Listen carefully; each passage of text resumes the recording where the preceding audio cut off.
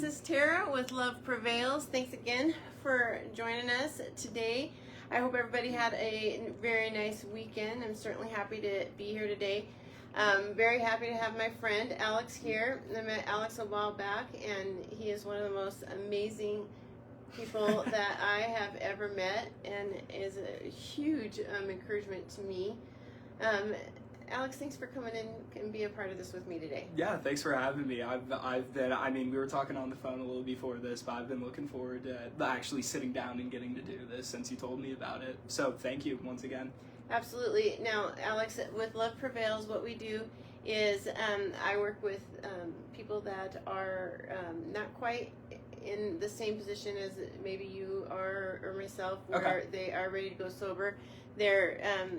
It's their loved ones, and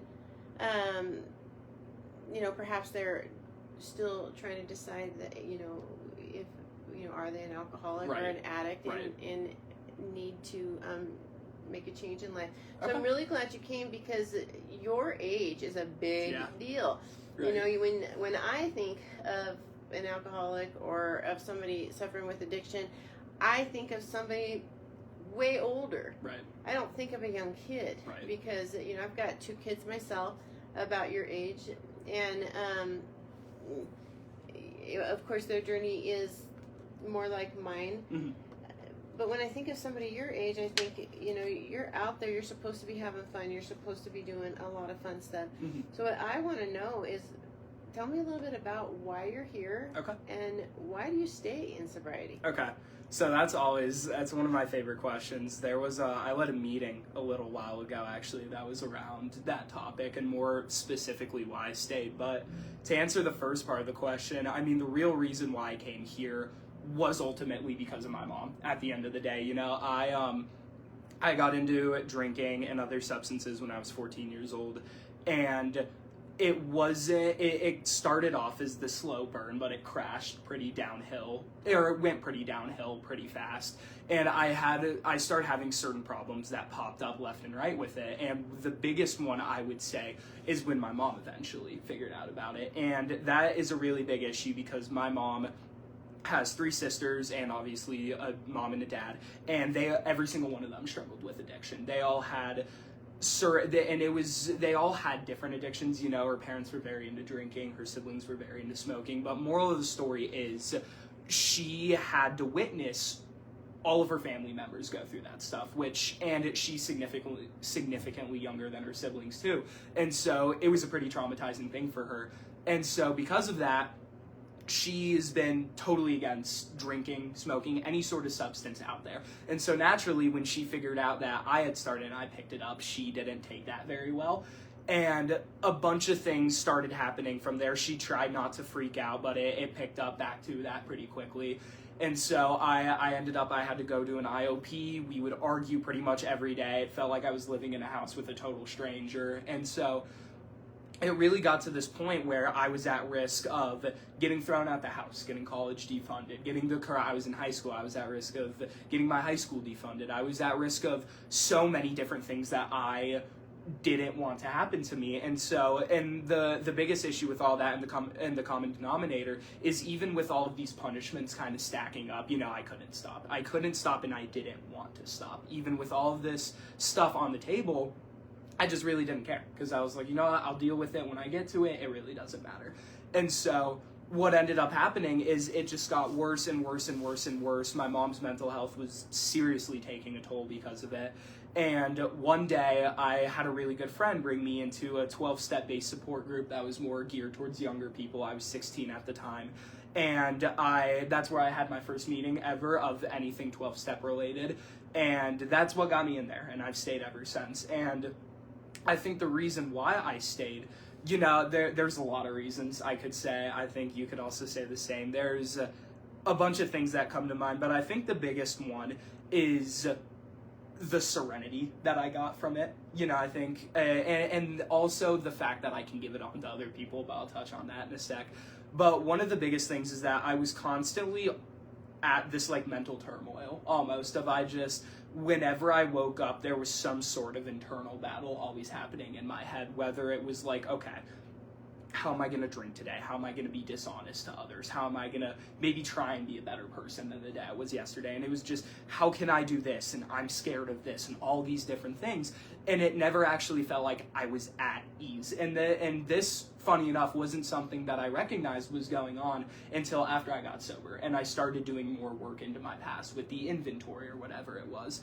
And so I eventually figured out that I was just so restless, irritable, and discontent back then. Simple as that. And so I think one of the biggest reasons why I stay now is when I wake up, I don't have that anymore, which I think is something that I never thought I would have ever wanted in my entire life. Just waking up and not having to feel bad about myself, not having to live this whole life of lies and be self-centered all the time and all these different things. Like, I get to wake up and I get to feel free and I just get to be me. And like I said, that's something I never ever thought would be on my radar. You know, when I was in active addiction, all the goals and dreams that I had in life was like, okay, well, I want to have a super awesome life. I want to have $1 million gazillion dollars. I want to have all these different materialistic things, or this or this or that. And never was I ever thinking about, I just want to feel okay. You know, I just want to have purpose. I want to have fulfillment. I want to have all this. I never thought that's what would end up happening. And when that did end up happening, I was very shocked, but I was very happy. Yeah. So I would say that's why I came, and that's probably why I stayed. Let me ask you a couple questions. Okay. So being as young as you are and having your mom tell you that she wants you to quit drinking, or you're going to have all this stuff taken from you, you know, that's a pretty typical mom thing to do. You know, and after a while, you know, I know with my mom and with my own girls, you know, that voice is just like the teacher in Charlie Brown. Yeah. Wah, wah, wah, wah, wah. And you don't really hear it anymore. Yep. Do you think you quit drinking because your mom was worried about you, or do you really feel like you were an alcoholic? So that's a tricky question. That is a really tricky question. I think at first it was truly because my mom was worried about me, because I can tell you with 100% certainty that when I first got sober, I did not think I was an alcoholic whatsoever. You know, I was in high school and everybody my age was doing it, and the people that I was surrounding myself with, like, this was an every other day activity pretty much. At some points it was an everyday activity multiple times a day. And so I was able to excuse my behavior because I could look at other people and I figured, okay, well, if they're doing it, why don't I do the same? Right. You know what I mean? This is just normal things. And so when all of these issues that I was talking about earlier started happening, of that mental turmoil, some of my grades started slipping up, my relationships got a little bit crappy, I just thought, I was like, okay, this is natural. You know, everybody else experiences this because they do the same thing that I do, right?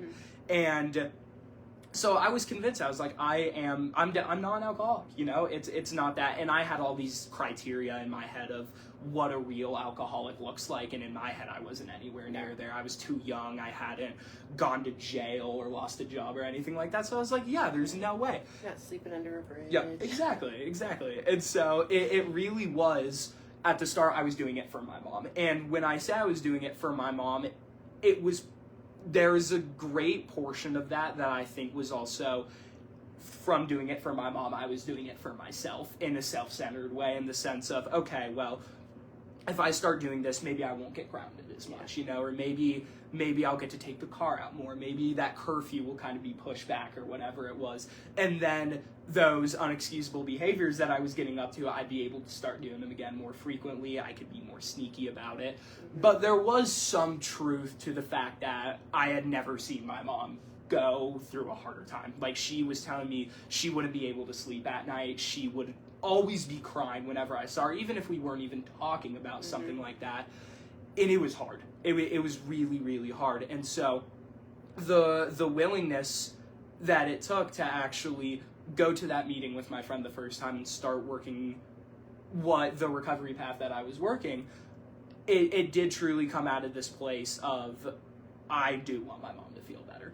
And so that's how it started. And then later, through doing more work, is when it started to dawn on me, like, oh, maybe what I was doing, like, that wasn't normal. normal, or that's kind of weird, like people don't do that and stuff like that. And I guess one of the biggest things is I was able to listen to people who were significantly younger than me, around my same age, significantly older than me, from any sort of demographic, you know, different race, different gender, different identity. It didn't matter, because I was able to relate to the way they were drinking, or I was able to relate to some of the effects produced by it, or the symptoms or whatever. And that's kind of what ticked me off. And that's kind of what made me realize, like, oh, I'm an alcoholic. Right. And so that's eventually what got me there.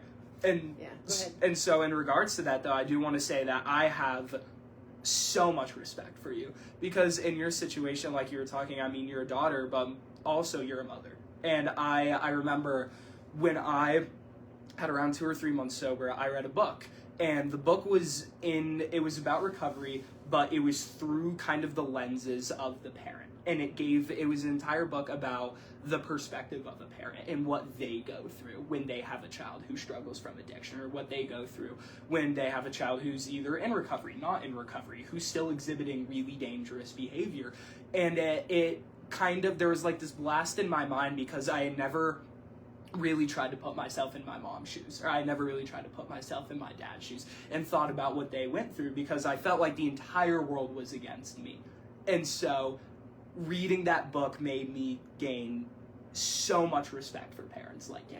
To be able to, put up isn't really the right word, but to be able to deal with it and to be able to get through it is mind-boggling to me, because the more and more time goes by, and the more I think about the stuff that I was doing and how hard it was on my mom, it's unimaginable to me. Yeah, it's terrifying. Yeah. Absolutely, without a shadow of a doubt, terrifying. Yeah.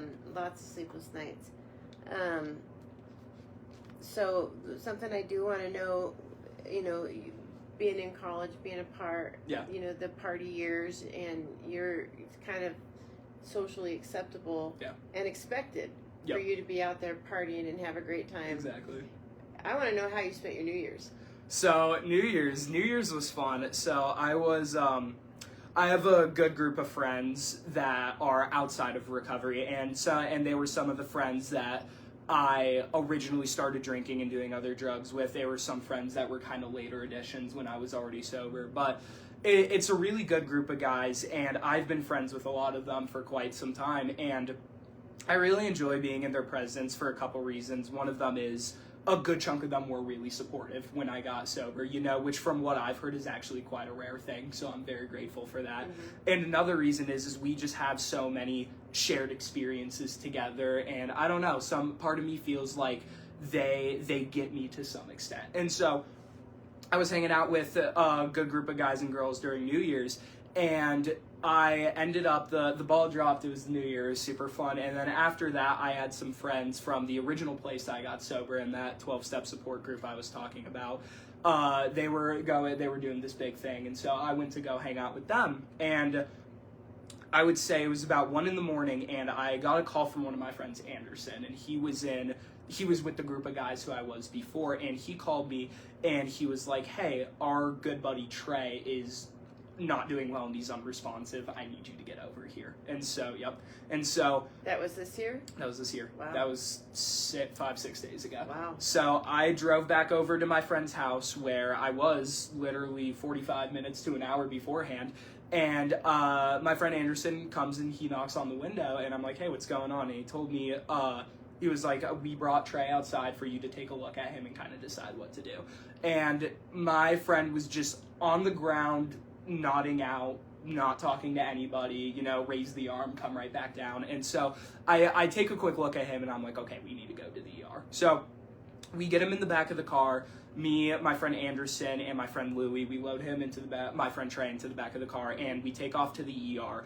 And and he's slowly getting back into reality while he's in the car. You know, I'm trying to talk to him, and I'm like, okay, how much have you had to drink tonight? Where are you at right now? And he told me he'd been drinking a lot, he'd been smoking a lot, and he did a lot of cocaine. And so I was like, okay, we need to take this guy to the ER. So we get to the ER, and he doesn't want to go inside for undisclosed reasons. He just did not want to go inside. And so I went to the front, I explained to some of the hospital workers, like, hey, this is what's going on right now, and they told me that because he's 18, he needs to come in and consent to be treated, and he wouldn't do that. And so I went back into the car, me and Anderson were talking to him, and a cop pulls up. And a cop, he looks over at me and he's like, hey, is everything all right? I get out of the car, I start talking to him. I'm like, hey, here's the situation. My good bud's had a bit too much to drink. He's been doing some drugs. He's not doing too well, and we're trying to get him checked out. And so the cop looks at me and he's like, I'm not going to charge him with anything. I don't want to do anything bad. I just want to get out of the car and talk to him, try and talk some sense into him. So cop gets out of the car. He starts talking to Trey, and he's like, hey, man, I've heard you've been doing some drugs. I've heard you've been drinking, and I really think you should go inside right now. I think you should listen to your friends. I'm not here to get you in any trouble, but I've been picking up people left and right all night. You know, it's New Year's is not a good day for stuff like this, and so I think it'd be smart to get checked out. And so he didn't agree to get checked out, and so I was talking to the cop about kind of, okay, next steps. And so we decided to take Trey back to Anderson's house and just kind of look after him, take care of him, wait for him to fall asleep. And so we sat there for, I'd say, an hour and a half, hour and 45 minutes until he was able to fall asleep. And then I stayed there for another 30 to 45 minutes just to, like, periodically check his pulse, make sure he was still breathing. And I would say around 3, 4 in the morning, I took off and I went home, texted him the next day, and he was okay. Good. So that is how my New Year's was spent this year. That's scary. It was very scary. That's scary. But I was very grateful that I could be there, you know, because there's a reason Anderson called me too. I mean, he knew that I was sober. He knew I was driving. Most of the other guys and girls who were there were not able to do that, and so I'm very grateful he came to me. I'm very grateful I was able to deal with the situation in a accordingly manner. So was he open to talking about perhaps thinking about, you know, joining your journey, or is he not there yet? It's 50-50. I've had multiple talks with him. He's a religious person, and he has doubts, I would say. You know, he's definitely had very much his own journey with drinking, marijuana, cocaine, all that sort of stuff. Mm-hmm. And so we've gone back and forth about it, and one of the things that I've always just told him is just keep your mind open. Simple as that, you know, because there's no requirement really for recovery, I would say. I mean, if you want to, you can, you know, like right. you define your recovery, and you say when you start. And so I try and tell him, I'm like, there's no pressure, there's no haste into getting into it, you know, but I just want to know that I care about you. I'm looking out for you. I would hate to see something bad happen to you, right. Especially after New Year's. I mean, that was pretty scary. And so, and that's what I tell all those guys too, you know, of just, it's always an option if you're willing to take it. I mean, I try and, I guess, live or lead by example, you know, if I try and kind of show them how attractive recovery can be, because a lot of the guys knew me too, of what I was like and how kind of iffy of a person I was back then. And so I really try my hardest when I'm with these guys to show them that I have changed and for the better, and that if they want the same, that they are more than willing to take it, but if not, there's no worry at all. Yeah. That religious part is, I think it keeps a lot of people out, is because people don't understand there's a difference. You know, like for me, who grew up super religious, I had to realize that religion and higher power are not, they don't coincide. They don't, not at all. And even though I was raised that religion and God and church, they are one and the same, yep. I had to really rethink. That was a real big deal for me. And so I get that it was so confusing for me at first. And then once I finally realized, wait a second, this isn't the same. Yeah. This is different. Then that's when I started, my mindset started changing. But that is confusing and keeps a lot of people out. Yeah, and that's really sad. Yeah. I love that you are super open about your sobriety. Yeah. You know, and there's a lot of people that are super quiet about it, and you're not. You're very open about it. And I know my oldest daughter for sure is very open about it, and she talks to all sorts of people, and I'm hoping that I can interview her at some point. Right. My youngest daughter, I believe she talks about it. I don't hear her talk about it like I hear my oldest talk about it, but they're in different parts of their journey as well. And so, I love that about you. Thank you. You're very, I appreciate you're that. very proud of who you are. And we were talking before that you felt like being in sobriety at your age, you must have messed up really, really bad. Yep. And I'm sure that there's a lot of people that feel the same way. Yes. You know, they're admitting defeat, and that's to me, that's one of the bravest and strongest things you can do is admitting defeat. And then because it's all downhill from there, you know, you're done. Yeah. And coming into sobriety at your age, you're so young. How old were you when you came in? When I came in, I was 16. 16. How old are you now? I am 19. Today's my birthday. Yeah. Like your birthday? Today's happy my birthday, yeah. Happy birthday. So I was 18 the day before this, and I'm 19 now. So you've got your whole life ahead of you. Yep. Your entire life. Whereas somebody who's much older coming in, they don't. Yeah, it's a little different. They don't. They have a much smaller period of time to rebuild and to move forward, if they even have to rebuild. Not everybody does. True. And so, to me, that's like the biggest gift you could be given in life. Yeah. Is to come to terms with that at such a young age. I agree with that. There's definitely, it's funny because that's the biggest thing I hear. The biggest thing whenever I am talking to somebody who is in recovery and I tell them, okay, I'm in recovery, and they're like, oh my gosh, no way, how old are you? And I'm like, okay, well, I was 16, then 17, 18, 19, and they're like, oh my gosh, that's amazing, like, you have been saved from all, like, so much pain and suffering and despair that so many other people had to go through.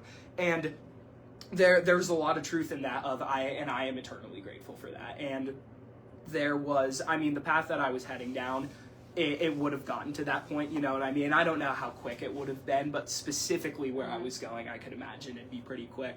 But one of the things that I don't think is talked about enough is, and a challenge that I would say associated with it, is just kind of the doubt that I actually had that I was an alcoholic, because we talked a little about it earlier of how I kind of came to terms with it and eventually admitted it myself was by relating to other people's stories and this and that and that. But one of the hardest things is being the age that I am when it's such a normal thing to do and it's so permitted and it's expected, like you said earlier. And so it can be a really big challenge at this age for me to be identified as an alcoholic, because all my life I have been taught this is a thing, this is some sort of disease or whatever that you get at a minimum age of 50 after you have lost everything.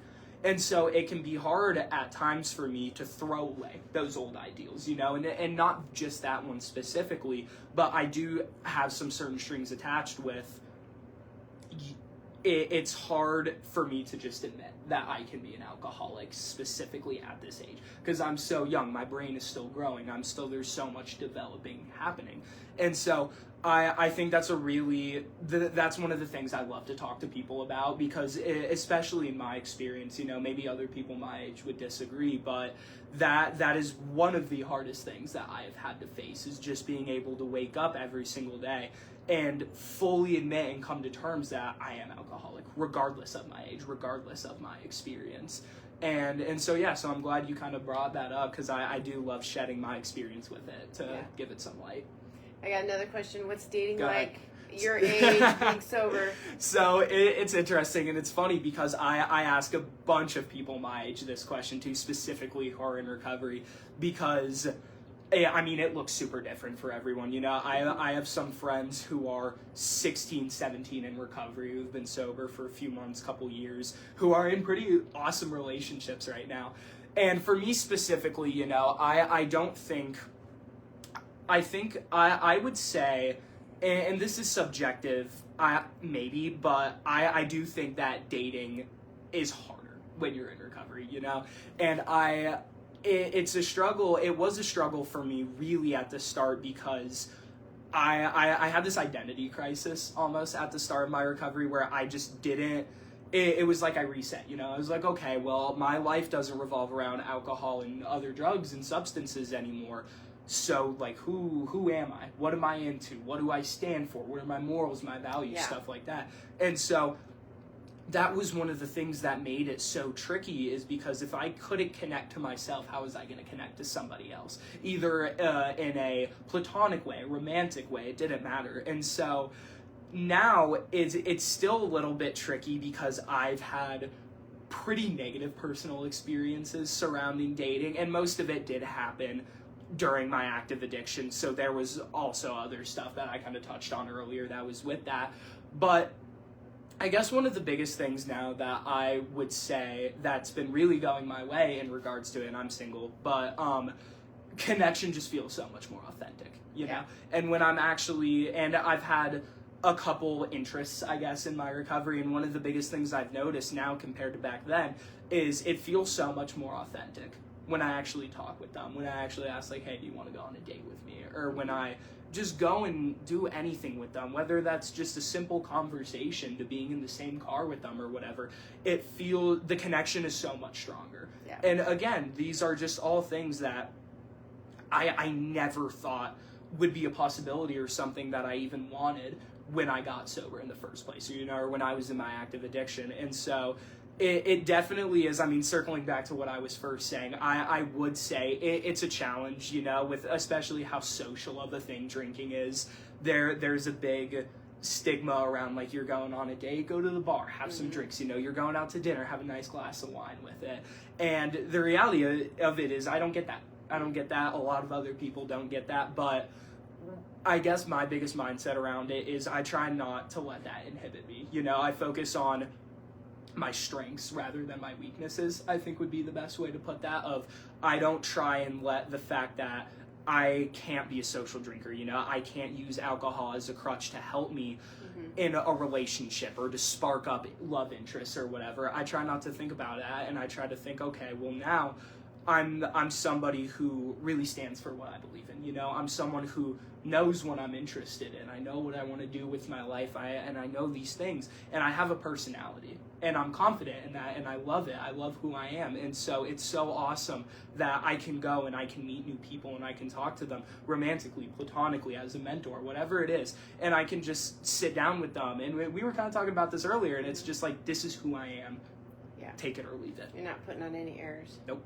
And you're also, you learn to, of course, this is not perfection in any way. No.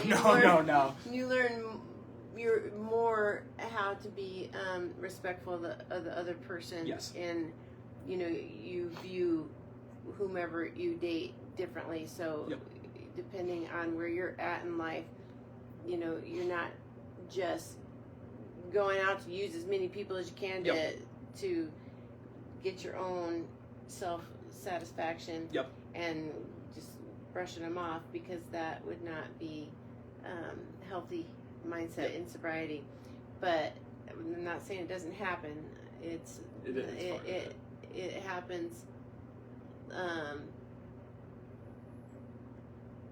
I guess it doesn't happen quite like it used to. Okay. I don't know. I mean, I'm not speaking specifically for myself. Right. But just like dating experiences, I'm thinking back Yeah. on. and I like how you brought up that earlier part of, because that was very much my past behavior of I would use women to get what I want. Yeah. Simply of just whatever.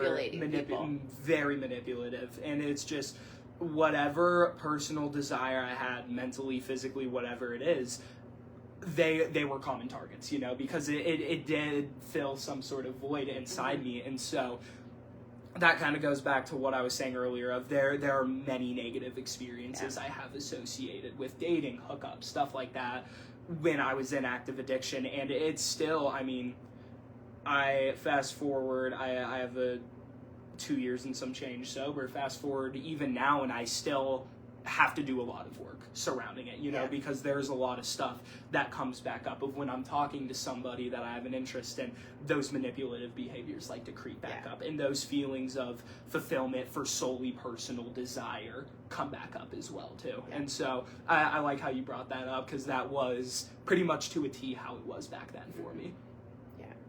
Probably, I mean, not just you. It's like that for a lot of people. A lot of people, yeah.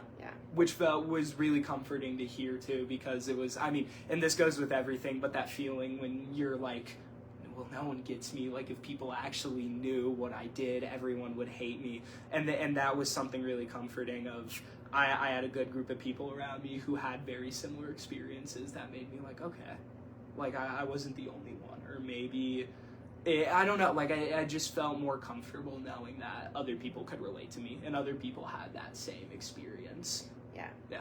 They do. You know, we all, I mean, I don't care who you are, you got a past. Yeah. We all come with it. And there's no way around it. Yep. And some of our past is worse than others, but we all got it. Yep. You can't hide from it. Yep. So at some point you accept it, you work through it, and you move forward. Yep. And that's the only way to really find your serenity, like you mentioned. Yeah. Yeah. Awesome.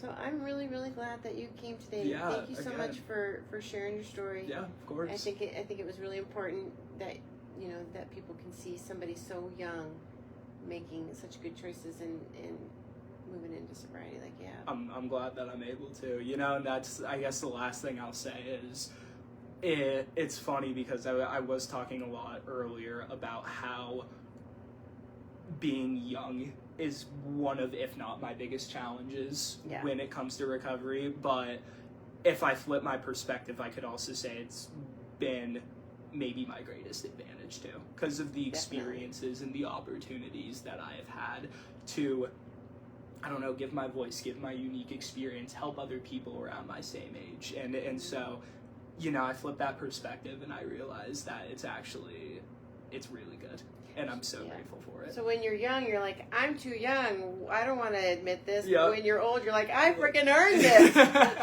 Yep. I earned this, and I'm gonna have it. Yep, exactly. So it's a double-edged sword, no matter how you slice it. Exactly. No matter what you get something ugly.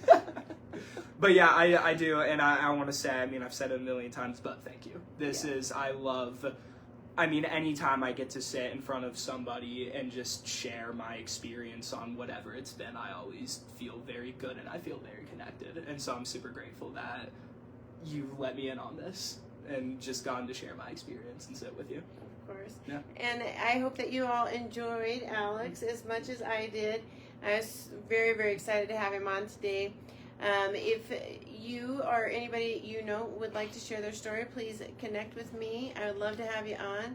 I want to let you know that at Love Prevails, we do offer intervention, support services, and peer support services for people that are struggling with addiction or their families that are watching somebody they love struggle with addiction. Please reach out to me. I'd love an opportunity to talk to you. Please continue to like, follow, comment, share these videos so that you can help me help others that are struggling with addiction. Also, every Monday at 3:30, I'd love to have you be a part of these videos, and your best life is out there waiting for you. Connect with me and we will find it together. I hope you all enjoy your week. Bye guys, thank you.